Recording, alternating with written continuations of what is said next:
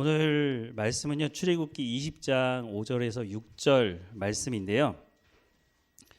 출애굽기 20장에는 10계명이 기록이 되어 있어요. 네, 그 10계명 중에 오늘 본문 말씀은 5절부터 6절 말씀이에요. 근데 제 밑에 그 제목을 붙여놨는데 뭐라고 되어 있냐면 가게의 흐르는 저주를 끊어라. 근데 뒤에다가 물음표를 2개를 해놨어요. 뭔가 좀 이상하다는 거죠. 뭐가 문제인가 한번 보도록 하겠습니다. 본문 말씀인데요. 출애굽기 20장 5절부터 6절 한번 같이 읽어보겠습니다. 시작. 그것들에게 절하지 말며 그것들을 섬기지 말라. 나 내 하나님 여호와는 질투하는 하나님인즉 나를 미워하는 자의 죄를 갚되 아버지로부터 아들에게로 3, 4대까지 이르게 하거니와 나를 사랑하고 내 계명을 지키는 자에게는 1000대까지 은혜를 베푸느니라. 아멘. 가게에 흐르는 저주를 끊어라 라고 주장하는 사람들이 이 본문을 근거로 얘기를 해요. 근데 이 말씀에 보면 5절 말씀에 중간에 나를 미워하는 자의 죄를 갚되 아버지로부터 아들에게로 3, 4대까지 이르게 하거니와 이걸 가지고 주로 주장을 해요. 근데 성경에 나오는 말씀이잖아요.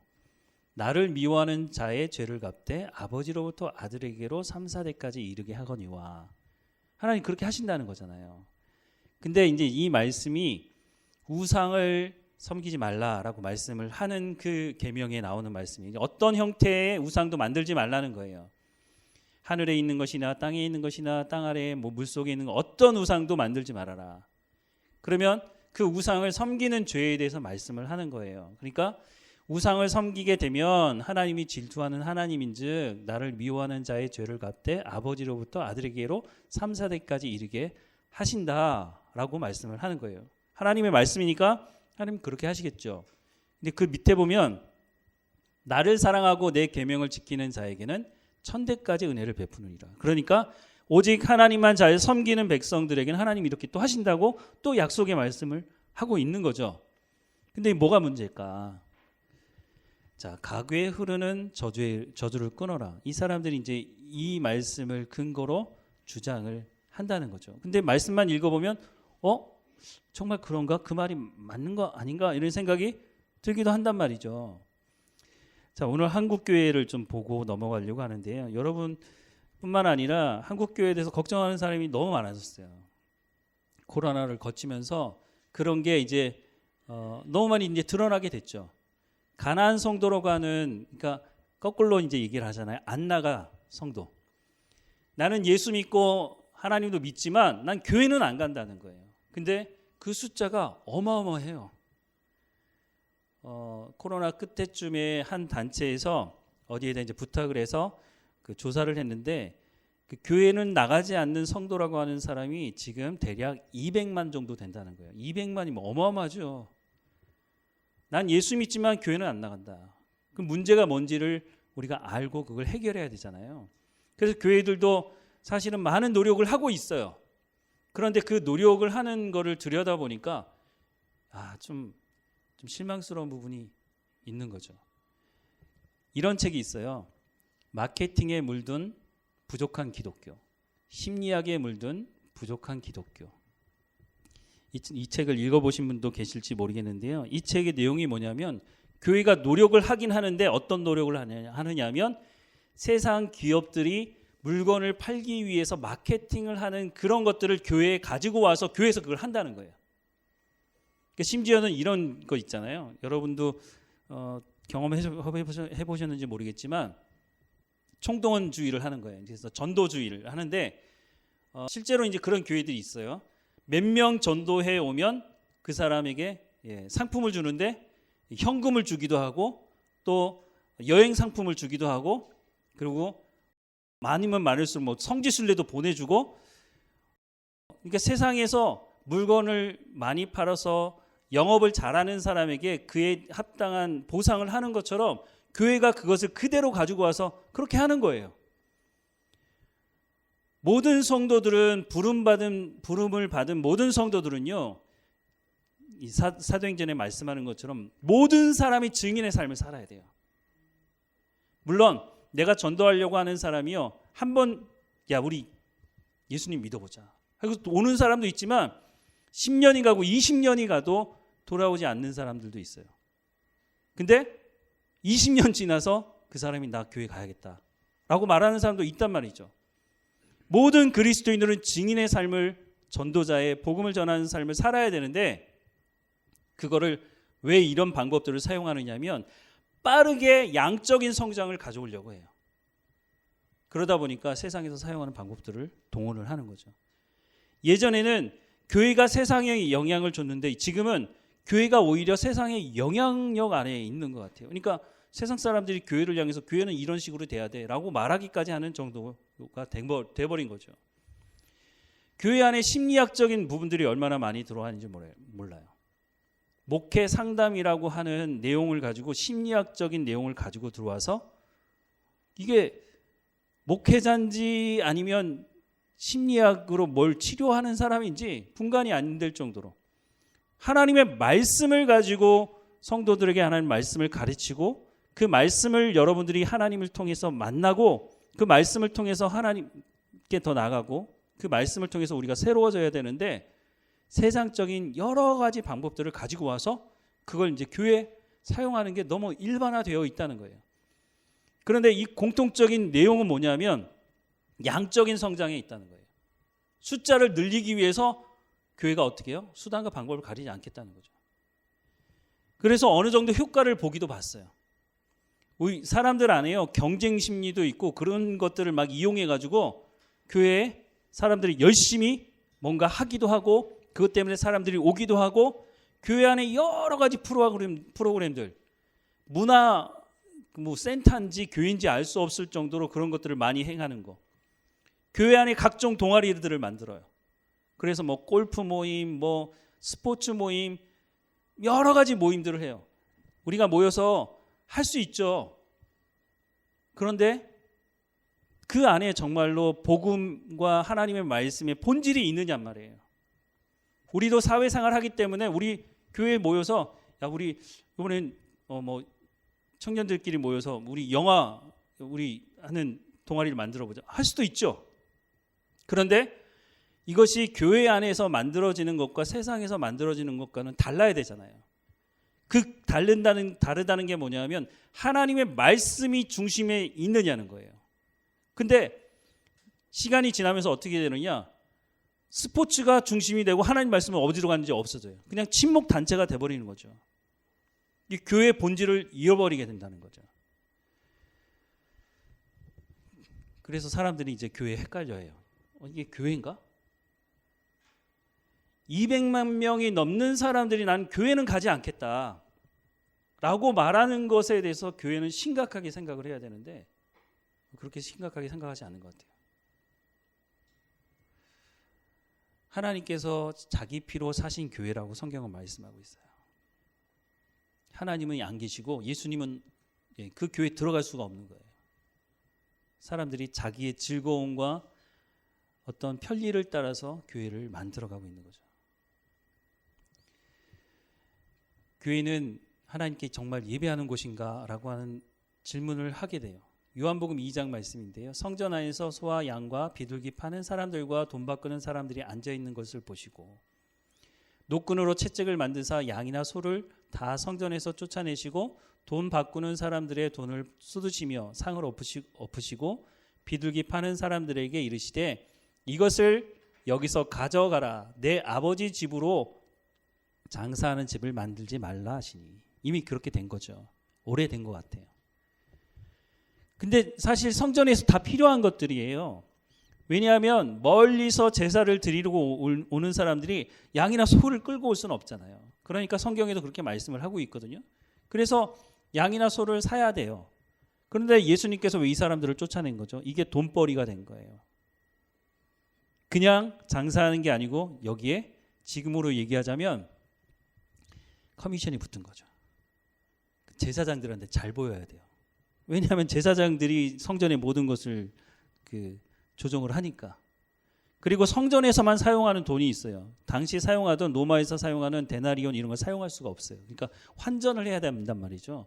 근데 환전을 할 때 어떻게 해요? 지금도 우리 환전할 때 보면 은행이 돈을 벌잖아요. 자기 돈 바꿔주는데 돈을 벌어. 거기에다가 얼마 안 되지만 그 수수료를 붙이거든요. 이 사람들이 그런 장사를 했다는 거예요. 그러니까 하나님께 예배하는 곳이 아니라 이거는 돈벌이 수단이 됐다는 거예요. 그래서 예수님이 다 쫓아내셨죠. 또 뭐라고 하냐면 교회 머리는 예수님이라고 말씀하시죠. 근데 정말 머리로부터 내려오는 그 하나님의 말씀을 교회의 손발이 되는 모든 사람들이 움직이느냐는 거예요. 오히려 손과 발이 머리를 움직이려고 하지 않고 하고 있지는 않은가 생각을 해요. 수단과 방법을 가리지 않는 교회라고 말씀을 드린 이유 중에 하나가 이거예요. 여러분도 한번 들어보셨을지도 모르겠어요. 이게 신문 광고에 나온 거예요. 2007년이죠. 베니 힌이라고 하는 사람이 있어요. 요 사람인데요. 남미 쪽에 있는 목회를 하시는 분이에요. 이분이 책도 쓰고 그래서 저도 이분이 쓴 책도 읽어봤어요. 안녕하십니까 성령님 뭐 이런 책. 예. 이분을 불러와서 집회를 했거든요. 근데 여기 보면 장소가 어디냐면 주한 장로교회예요. 저희 교단의 큰 교회 중에 한 교회예요. 인천에 있는 어마어마하게 크죠. 근데 그 교회에서 집회를 했고요. 또 보니까 올림픽 체조 경기장을 빌려서 며칠 동안 집회를 했어요. 여기에 나오는 사진에 나오는 분들이 계시는데요. 이름만 대면 다 알만한 한국 교회에서 내노라 하는 큰 교회 목사님들이에요. 근데 뭐가 문제냐? 이 강사가 문제예요. 이 강사가 어떤 강사냐? 이 베니라고 하는 이 사람은요, 전형적인 신비주의자예요. 성령 운동을 한다고 하면서 그때 아마 여러분도 많이 보시고 그러셨을 것 같은데 성령 운동을 하는데 신오순절 운동이라고 하는 게 있어요. 빈야드 운동이라고 하기도 하고요. 어떻게 하느냐? 사람을 세워두고 이렇게 하면 막 다 뒤로 넘어지는 거죠. 그런 일이 일어날 수 있어요. 그런데 이게 이제 막 나가는 거예요. 어떤 일까지 벌어지냐면 성령의 웃음, 막 찬양하다가 막 웃어 그냥. 그 성령이 웃음을 주셨다는 거예요. 그리고 찬양하다가 갑자기 뭐 그 늑대가 우는 소리 같은 오 막 이런 소리도 내고 그러면 그걸 뭐라 그러느냐? 이 짐승 소리인데 성령이 웃음을 주셔서 그 전부 다 성령과 연결시켜서 얘기하는 거예요. 결국 어떻게 되느냐? 뒤로 넘어지고 하는 거 뭐 이런 거 전부 다 이단으로 판명이 났어요. 그런데 이런 사람을 한국 교회에서 어마어마하게 큰 교회나 목사님들이 이 사람을 불러다가 집회를 했단 말이죠. 한동안 정말 이런 일들이 많았거든요. 심지어는요, 뒤로 사람 넘어지게 하는 거 있잖아요. 이거 배우러 가자고 연락하는 목사님도 있었어요. 목사님들이 나서가지고 이런 짓을 하니까 성도들은 그게 맞나 보다. 그냥 쫓아가는 거죠.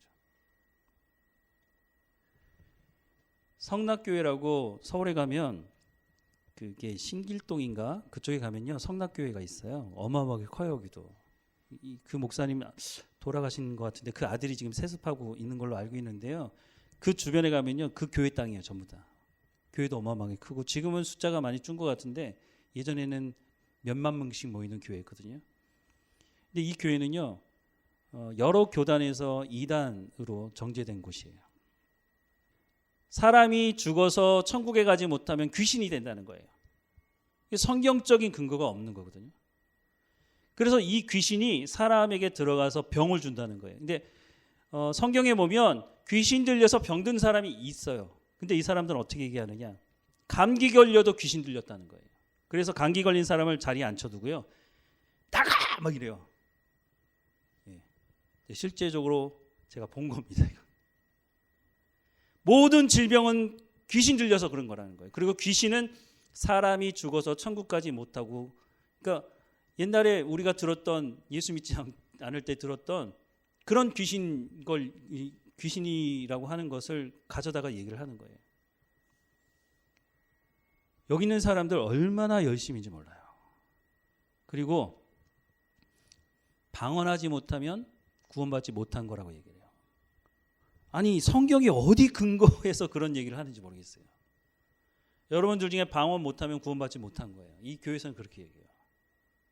얼마나 황당합니까? 그런데 여기 수없이 많은 사람들이 가요. 얼마나 뜨겁게 기도하는지 몰라요. 그런데 잘못 가르치니까 그게 맞는지 알고 거기 쫓아가는 거죠.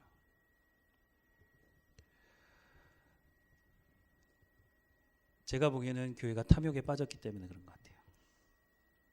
그 중에 하나가 뭐냐면 가게에 흐르는 저주를 끊어라 라고 하는 거예요. 1977년에 이분이 메릴린 히키라고 하는 분인데 이분이 이 책을 썼어요.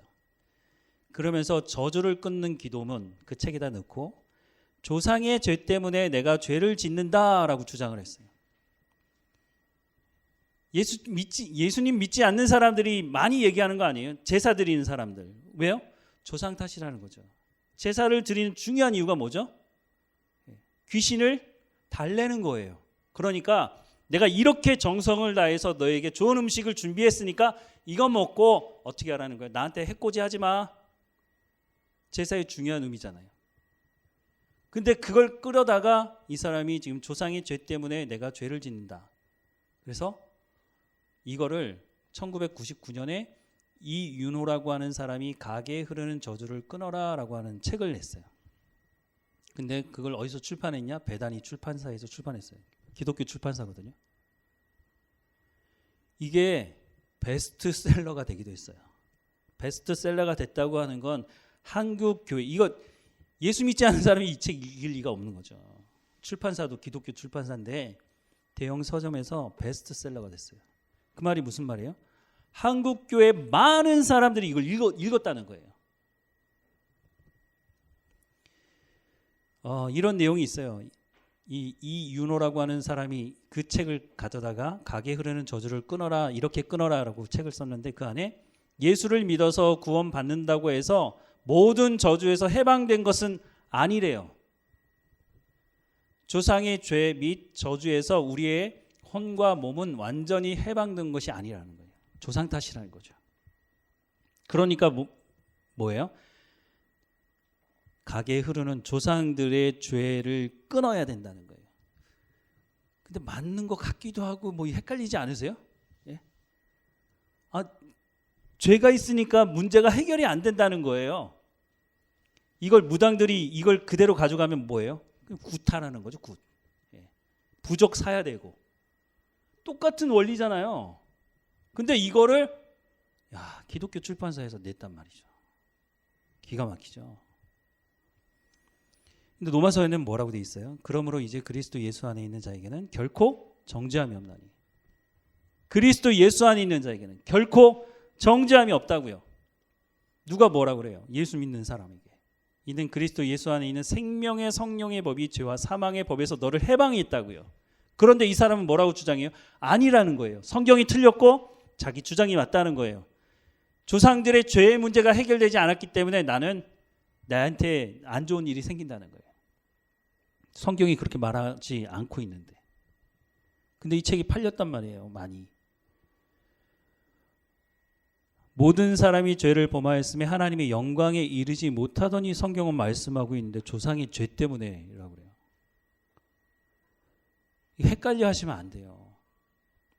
우리가 예수 그리스도를 믿음으로 말미암아 끝난 거거든요. 그런데 예수 믿어도 조상으로부터의 죄가 나한테 영향이 있다는 거예요. 성경은 그렇게 말씀하고 있지 않아요. 이 메릴린 히키라고 하는 이 여자분이 이런 걸 예로 들었어요.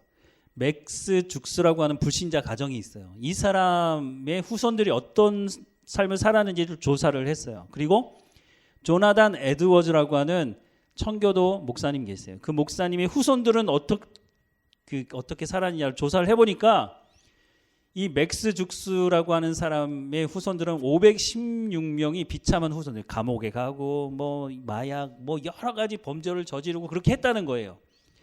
그리고 조나단 에드워즈 그 목사님 후손을 보니까 1394명을 조사했는데 그 중에 부통령이 나오고, 대통령은 안 나왔는데 부통령, 또 대학 총장, 법관, 교수, 이런 사람들이 나왔다는 거예요.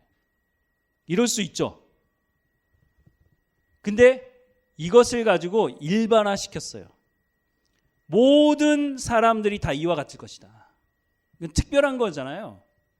그래서 이 말씀을 하는 거예요. 출애굽기 20장 말씀을 가져다가 나를 미워하는 자의 죄를 갚되 아버지로부터 아들에게까지 3, 4대까지 이르게 하거니와. 그래서 맥스 죽스라고 하는 이 사람은 불신자이기 때문에 후손들이 다 이와 같은 거라는 거예요. 그리고 조나단 에드워즈 목사님은 예수님 믿었기 때문에 후손들이 다 이렇게 잘 먹고 잘 살았다는 거예요.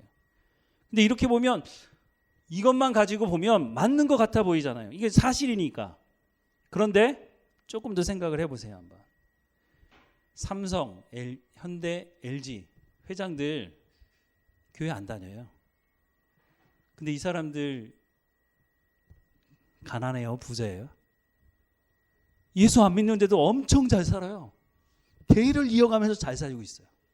이거 뭐 어떻게 설명할 거예요, 이거? 불신자 가정에서 비참한 후손들이 나온다는 메릴린 히키 주장이 얼마나 황당합니까? 그런 경우가 있지만 그거는 특별한 경우예요. 예수 믿지 않아도요. 그러니까 성경 시편의 말씀에 보면 시편 기자가 뭐라고 그래요? 하나님, 왜 저 사람들은 하나님 믿지도 않는데 왜 건강하게 저렇게 잘 먹고 잘 살고 오래 삽니까? 오죽하면 시편 기자가 그걸 썼겠어요. 하나님을 믿는 사람들이 너무너무 고통당하고 좀 가난하게 살고 막 그러니까 하나님께 항의하는 거 아니에요? 하나님 이럴 수 있습니까? 틀린 말이잖아요. 이 사람이 주장하는 게 틀린 거라고요. 특별한 경우를 일반화시키는 시도라는 거죠. 탈무드 교육해서 아이들이 키우는 부모들마다 이 탈무드 교육에 엄청나게 관심이 많아요. 그리고 막 강의도 하고 이걸로 뭐 강의하고 막 돌아다니는 사람들도 있고 뭐 연구하는 사람도 있고. 근데 왜 유대인하고 한국 사람하고 왜 유대인을 능가하지 못하죠? 그런 건 생각 안 하는 것 같아요. 그리고 정말로 유대인처럼 사는 사람도 없어요. 유대인들은요, 유대인들의 교육은 그냥 나온 게 아니에요. 이 사람들은 역사 속에서 정말 뼛속 깊이까지 역사적으로 고난당하고 고통당하면서 자기의 자녀들을 어떻게 키워야 하는지를 배워온 사람들이에요. 그러니까 지금 어떻게 보면 그 열매를 보고 있는 거죠. 그 캐나다에 갔을 때 이런 얘기를 하시더라고요. 한국 사람들이 모여 사는 코리안타운도 있고 한국 사람들이 모여 사는 지역들이 있고요. 유대인들이 모여 사는 지역이 있어요. 근데 한국 사람들 중에도 교육에 관심 있는 사람들은요, 유대인들이 사는 지역으로 이사를 가요. 유대인들이 다니는 학교에 애를 보내려고 가죠. 그런데 크게 다른 게 있어요. 유대인들은요, 만약에 유대인이 그 지역에 이사를 오잖아요. 그러면 그 지역에서 이제 먹고 살아야 되니까 어떻게 하느냐? 거기 이제 그 단체가 뭐 한국 뭐 상인연합회 이런 게 있는 것처럼 유대인들도 있거든요. 그 사람들이 뭐라고 그러냐면 너 여기서 장사하려면 이런 거 해야 돼. 나 돈이 없는데 내가 빌려줄게. 장사를 할 수 있도록 도와줘요. 그러면 그 사람이 그 장사를 해서 성공하면 어떻게 하겠어요? 또 다른 사람이 오면 자기가 그런 은혜를 입었으니까 또 다른 사람에게 그렇게 할 거잖아요. 근데 한국 사람은 어떻게 하느냐? 그 사람이 와서 내가 슈퍼마켓을 하겠는데 그 사람이 또 슈퍼마켓을 열었어. 그럼 어떻게 해요? 저거 문 닫게 만드는 거예요. 나만 살아야 돼. 그러니까 경쟁이 안 되는 거예요. 한국 사람이 아무리 머리가 좋아도 경쟁을 할 수가 없는 거예요. 예레미야서 말씀에 이런 말씀이 있어요. 우리 같이 읽어볼까요? 시작. 그때 그들이 말하기를 다시는 아버지가 신 포도를 먹었으므로 아들들이 이가 시다 하지 아니하겠고 신 포도를 먹는 자마다 그의 이가 시 것 같이 누구나 자기의 죄악으로 말미암아 죽으리라. 무슨 말이죠? 아니 아버지가 신 포도를 먹었는데 아들의 이가 왜 시냐고요. 에스겔에도 비슷한 말씀이 있어요. 왜냐하면 포로로 붙잡혀간 사람들이 생각을 해보니까 야 이거 우리 조상들이 잘못해서 그런 거 아니야? 그렇게 얘기를 하면 맞아 보여요. 또 왜냐하면 조상들이 하나님의 말씀을 듣지 않고 순종하지 않았거든요. 그래서 그때마다 하나님 심판하겠다고 또 말씀하셨거든요. 그런데 이 사람들이 포로 붙잡혀 와서 생각해 보니까 이거는 우리 잘못이 아니야. 이건 우리 부모 잘못이고 우리 할아버지 할머니 조상들 탓이야. 근데 그 말이 맞는 것 같아 보이잖아요. 근데 하나님 뭐라고 말씀하세요? 아니라는 거예요. 아버지가 신포도를 먹었다고 왜 아들이 이가 시냐? 아니다. 너희들 죄 때문에 내가 심판한 거라고 말씀하는 거예요. 하나님께서 그렇게 말씀을 하세요. 다시 한번 보면은요. 출애굽기 20장 말씀. 분명히 말씀하기를 하나님 말씀에 불순종하고 죄를 지으면 아버지로부터 아들까지 3, 4대에 하나님께서 심판하시겠다고 말씀하고 있고 또 말씀을 듣고 순종하는 사람에게 1000대까지 은혜를 베푼다고 말씀하고 있어요. 근데 이게 뭐냐 도대체. 이건 언약의 말씀이에요. 그러니까 하나님께서 아브라함에게도 말씀하셨고 이삭에게도 말씀하셨고 야곱에게도 말씀하시고 요셉에게도 말씀하신 거예요. 이건 큰 틀이에요. 하나님께서 이렇게 하시겠다라고 하는 약속인 거죠. 그러니까 언약의 말씀이에요. 이거는 하나님께서 그렇게 하시겠다는 언약의 말씀이에요. 그러면 내 아버지가 그렇게 하는 것과 내가 하는 것과는 다른 거예요. 내가 그 언약을 받아들이냐 받아들이지 않느냐가 문제인 거예요. 이건 기계적으로나 문자적으로 해석을 하면 가게에 흐르는 저주를 끊어라고 주장하는 사람들처럼 되는 거예요. 이거는 근데 그런 식으로 해석을 하면 안 되는 거예요. 근데 이 사람들 되게 웃기죠. 3, 4대까지 이르게 하거든요. 아까도 봤지만 그 후손들이 3, 4대만 그런 게 아니에요. 그 밑으로도 계속 그런 것도 설명 어떻게 할 거예요. 그리고 그 밑에 있는 말씀 1000대까지 은혜를 베푼다는 말씀. 나의 부모가 예수님을 믿어서 신앙생활 너무 잘해. 하나님 앞에 칭찬 듣는 사람이야. 그러면 그 자녀는 아무것도 하지 않아도 1000대까지 은혜를 받아야 되는 거 아니에요? 이런 논리라면. 근데 그러지 않잖아요. 그러니까 자기의 논리를 설명하기 위해서 하나님 말씀이 필요한 부분만 떼다가 설명을 하니까 이런 오류가 벌어지는 거예요. 언약은 계승돼요. 하지만 그 언약은요. 내가 받아들이냐 받아들이지 않느냐에 따라서 달라지게 돼 있어요.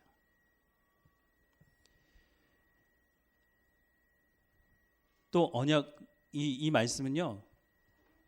운명론을 거부해요. 조상 탓이라고 하는 게 운명론 아니에요. 팔자야 팔자. 그러니까 어쩔 수 없어. 그렇지 않아요. 언약은 하나님의 언약의 말씀을 듣고 순종하면 하나님께서 언약하신 대로 복을 주시고 하나님의 언약의 말씀에 불순종할 때 그에 대한 심판을 하십니다. 이게 큰 틀이에요. 오늘 내게 임하는 복과 저주는 언약의 말씀에 순종하느냐 불순종하느냐에 있는 것이지 조상의 죄에 의해서 좌우되는 것이 아니에요. 예레미야 5장에 보면 하나님께서 이렇게 말씀하시죠.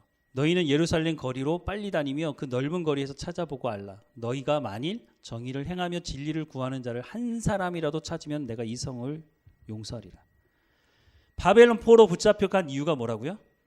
너희들 죄 때문이지 너희들 부모나 조상들 죄 때문이 아니라는 거예요. 너희들 중에 한 사람이라도 하나님의 말씀에 순종하는 사람을 찾아온다면 내가 이 성을 멸하는 것을 미루겠다고 말씀하시잖아요. 그럼 누구 때문에 이 성이 망한다는 거예요? 이 말씀을 듣고 있는 그 사람들 때문에. 조상 탓이 아닌 거예요. 지금 내가 하나님 말씀에 순종하느냐 순종하지 않느냐가 중요한 것이에요. 고린도 전서 5장 1절에 그런즉 누구든지 그리스도 안에 있으면 새로운 피조물이라 이던 것은 지나갔으니 보라 새 것이 되었도다. 누가요? 예수 믿는 그 사람이. 새 사람을 입었으니 이는 자기를 창조하신 이의 형상을 따라 지시기까지 새롭게 하심을 입은 자니라. 누가요? 내가요.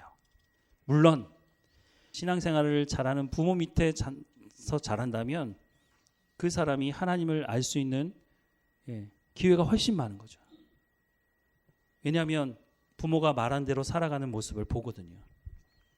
하나님을 붙들고 살아가는 그 삶을 보면요. 지금은 제가 왜 저렇게 사나 이렇게 생각할지 모르지만 결국은요. 하나님의 약속이 있잖아요. 하나님이 나를 부르셨다면 내 자녀들도 하나님께서 그렇게 하실 거라는 약속의 말씀이 있기 때문에 그런 약속의 말씀이 없으면 어떻게 불안해서 어떻게 살아요. 하나님이 그 약속이 있기 때문에 그래서 내가 자녀를 걱정하며 기도하는 것도 중요하지만 제일 중요한 건 뭐냐면 내가 어떻게 살아가느냐가 사실 제일 중요한 거예요. 자녀들을 위해서 기도합시다. 뭐 그런 모임 다 많아요. 근데 나의 신앙생활을 위해서 기도하자는 모임은 제가 본 적이 없어요. 더 중요한 건 내가 어떻게 사느냐가 중요한 거거든요. 그걸 내 자녀들이 보고 있단 말이죠. 하나님을 믿는다고 하는 것이 그냥 말로 믿는 것이 아니라 정말 삶으로 살아내는 부모의 모습을 보면서 이게 맞는 거구나.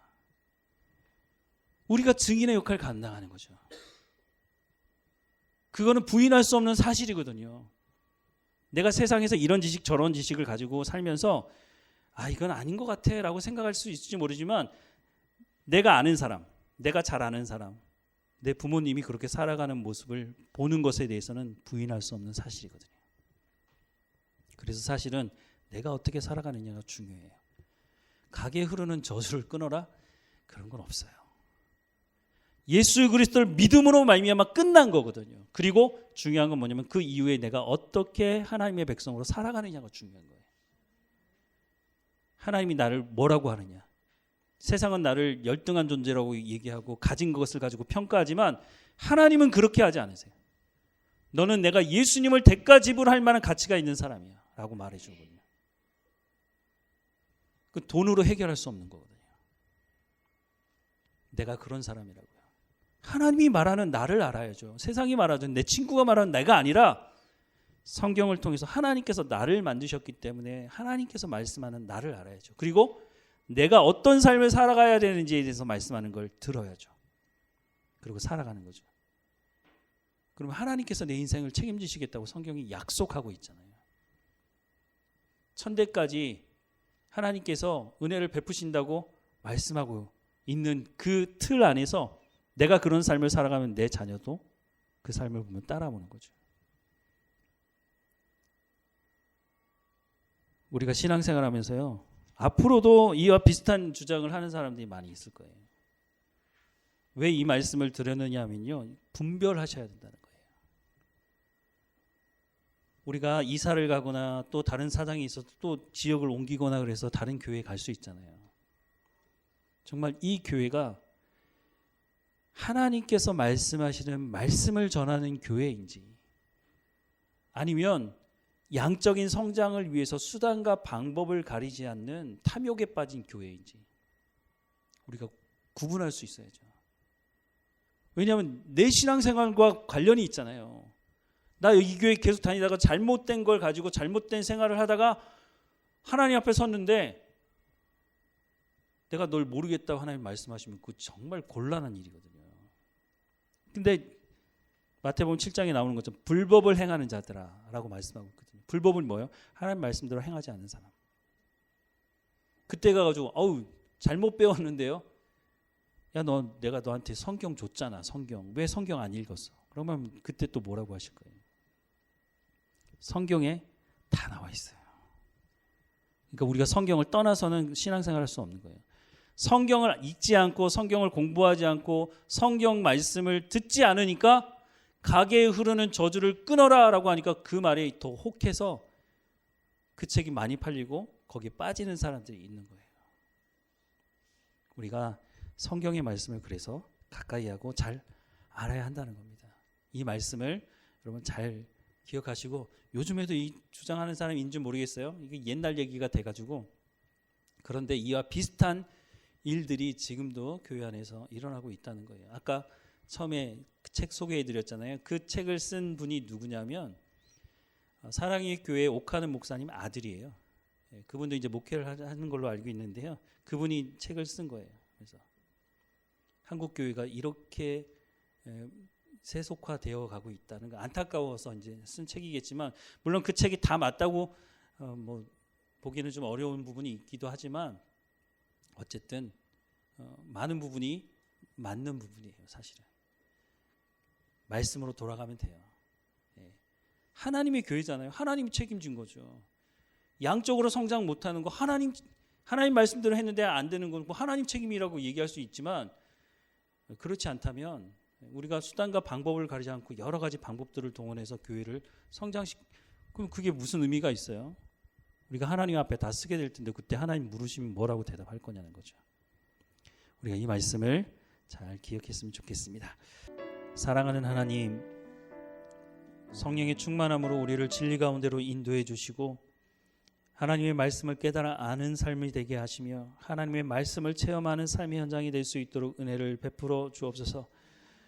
심지어 교회 안에까지 잘못된 거짓된 복음이 하나님의 말씀을 가지고 제대로 해석하지 못하고 사람의 그 탐욕을 부추기는 선구가 번영을 위해서는 수단과 방법을 가리지 않는 일들이 벌어지는 것을 보게 됩니다.